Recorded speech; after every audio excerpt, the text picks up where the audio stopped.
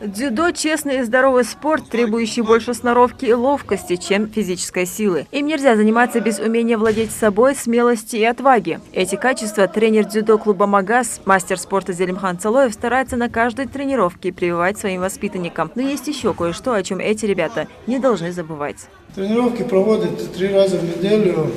Ребята стараются, тренируются. Мы их учим уважению, взрослым, слушаться, вести себя также соответственно на улице, в школах. И также серьезно относиться ко всем своим начинаниям. Не только в дзюдо, но и в делах в общем.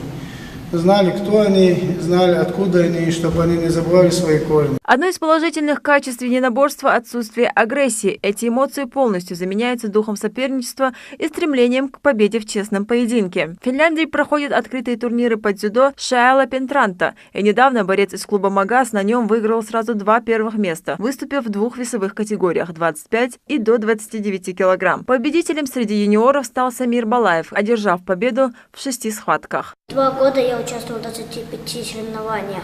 17 раз я занял 1 место, 6 раз занял 2 место, а 2 раза занял 3 место. Дзюдо – второй после футбола самый популярный вид спорта в мире. На Земле насчитывается около 28 миллионов дзюдоистов. И одними из лучших среди них считаются наши земляки, которые, безусловно, являются примером для подрастающего поколения. Мне нравится бороться, нравится соревноваться. Здесь я вижу своих друзей. Я хочу научиться технично бороться, чтобы стать олимпийским чемпионом.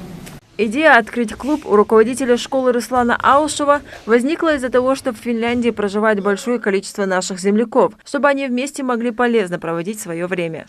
Открылись мы 2 года назад. Тогда у нас занимались около 10 детей. Сегодня у нас их уже около 40. С первого же сезона наши дети уверенно показали себя на соревнованиях, выиграли годовой турнир среди начинающих.